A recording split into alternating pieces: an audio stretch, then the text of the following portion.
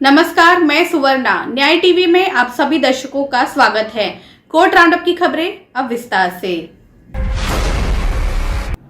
Chhattisgarh high court ने कहा है कि लैंगिक उत्पीड़न से बच्चों के संरक्षण का अधिनियम 2012 पॉक्सो अधिनियम के तहत दंडनीय अपराधों के लिए सीआरपीसी की धारा 379(1) के तहत सजा के निलंबन और जमानत देने के आवेदन पर सुनवाई करते समय पीड़िता, शिकायतकर्ता, उसके माता पिता को नोटिस दिया जाना आवश्यक है।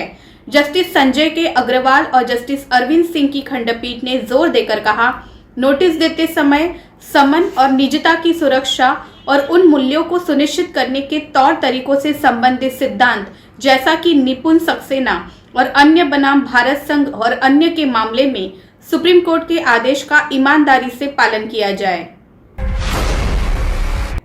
मध्य प्रदेश हाईकोर्ट के समक्ष एक अजीबोगरीब आपराधिक अपील दायर की गई है। मामले में ट्रायल कोर्ट ने हत्या के अपराध के लिए 2 सिद्धि का अपूर्ण निर्णय पारित किया था।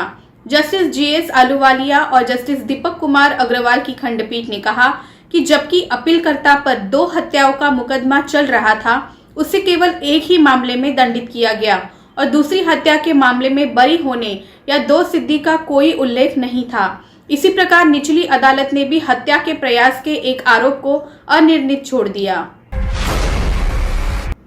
दिल्ली हाईकोर्ट को शुक्रवार को सूचित किया गया कि पोल्ट्री बर्ड्स को बैटरी के पिंजरे में रखना उनकी अंतर्निहित गरिमा और शांति से जीने के अधिकार के लिए हानिकारक है। चीफ जस्टिस डीएन पटेल और जस्टिस ज्योति सिंह की खंडपीठ के समक्ष वरिष्ठ अधिवक्ता आनंद ग्रोवर और कृष्णन वेणुगोपाल ने उक्त तर्क दिया।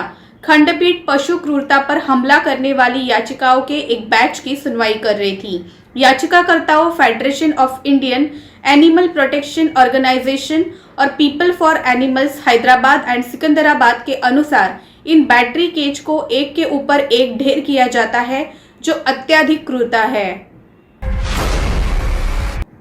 दिल्ली हाईकोर्ट ने मंगलवार को भारतीय दंड संहिता की धारा 375 के अपवाद के खिलाफ दायर याचिकाओं के एक बैच की सुनवाई जारी रखी। धारा 375 का अपवाद एक पुरुष को अपनी पत्नी के साथ बलपूर्वक यौन संबंध बनाने के मामले में बलात्कार के अपराध से छूट देता है। एनजीओ हृदय की ओर से पेश एडवोकेट आर.के. कपूर ने जस्टिस राजीव शकधर और जस्टिस सी हरिशंकर की पीठ के समक्ष वैवाहिक बलात्कार के अपराधीकरण के विरोध में प्रत्युत्तर प्रस्तुत किया। कपूर ने कहा है कि वैवाहिक संबंधों में एक पति और उसकी पत्नी के बीच जबरन संभोग का बलात्कार के रूप में चिन्हित नहीं किया जा सकता है और उसे बदतरीन स्थिति में भी केवल यौन शोषण कहा जा सकता है। उन्होंने कहा कि ये तथ्य घरेलू हिंसा अधिनियम 2005 के तहत परिभाषित क्रूरता की परिभाषा से स्पष्ट होता है। इसके अलावा कपूर ने यह भी तर्क दिया कि एक पत्नी अपने अहंकार को संतुष्ट करने के लिए वैवाहिक बलात्कार के अपराधीकरण की मांग करते हुए पति के खिलाफ एक विशेष सजा निर्धारित करने के लिए संसद को मजबूर नहीं कर सकती है। मद्रास हाईकोर्ट ने कोयंबटूर के प्रधान जिला मुंसिफ द्वारा पारित एक आदेश को चुनौती देने वाली सिविल रिवीजन याचिकाओं में कहा है कि अनुच्छेद 226 या अनुच्छेद 227 के तहत रिट जारी करने की शक्ति वैकल्पिक उपाय उपलब्ध होने पर भी अदालत के विवेक के अधीन है। आगे कहा कि वैकल्पिक उपाय अपने आप में हाईकोर्ट के लिए अनुच्छेद 227 के तहत अपनी पुनरीक्षण शक्तियों का प्रयोग करने के लिए एक बार का गठन नहीं करेगा। मुंबई पुलिस ने बुधवार को कॉपीराइट उल्लंघन के मामले में गूगल के सीईओ सुंदर पिचाई और अन्य 4 अधिकारियों के खिलाफ प्राथमिकी एफआईआर दर्ज की।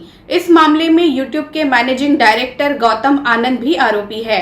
फिल्म निर्माता सुनील दर्शन द्वारा 2017 की फिल्म एक हसीना थी एक दीवाना था को अवैध रूप से यूट्यूब पर अपलोड किए जाने के संबंध में दायर एक निजी शिकायत पर सीआरपीसी की धारा 156(3) के तहत मजिस्ट्रेट के आदेश के बाद प्राथमिकी दर्ज की गई है। मद्रास हाईकोर्ट ने एक फैसले में 2 प्रश्नों का उत्तर दिया है कि क्या एक दोषी कैदी को वैवाहिक अधिकारों से वंचित करना अनुच्छेद 21 का उल्लंघन होगा, और 2, क्या राज्य को दोषी की ओर से उक्त उद्देश्य के लिए आपातकालीन छुट्टी या सामान्य छुट्टी के लिए गए अनुरोध पर विचार करने का निर्देश दिया जा सकता है। चूंकि इस प्रकार के इनकार से दोषी कैदी की पत्नी या पति के दाम्पत्य अधिकारों का भी अप्रत्यक्ष रूप से हनन होता है। मद्रास हाईकोर्ट ने जांच की कि दोषी कैदी के दाम्पत्य अधिकारों को मौलिक अधिकार मानने की व्यापकता क्या हो सकती है और यदि ऐसा कोई अधिकार है तो क्या ये बिना शर्त या अन्य प्रतिबंधों के अधीन होगा। अदालत ने उपरोक्त सवालों के जवाब पति या पत्नी के साथ वैवाहिक संबंध रखने के उद्देश्य से दोषी को आपातकालीन छुट्टी या साधारण छुट्टी देने के लिए राज्य को निर्देश देने के औचित्य पर निर्णय लेते हुए दिए। पंजाब एंड हरियाणा हाईकोर्ट ने हाल ही में कहा है कि पूर्व यौन कृत्यों सेक्सुअल एक्ट के दौरान दी गई सहमति भविष्य तक विस्तारित नहीं होगी। आगे कहा कि कानून महिला के यौन संबंध रखने के अधिकार को स्वीकार करता है। न्यायमूर्ति विवेक पुरी की खंडपीठ ने आगे टिप्पणी की कि यौन कृत्य के लिए सहमति को वापस लेना पहले की सहमति को प्रभावी ढंग से समाप्त कर देता है और इसलिए जबरन संभोग गैर सहमति बन जाता है, जो आईपीसी की धारा 376 के दंड प्रावधानों को आकर्षित करता है। फिलहाल बस इतना ही। अन्य खबरों के लिए जुड़े रहिए न्याय टीवी के साथ। नमस्कार।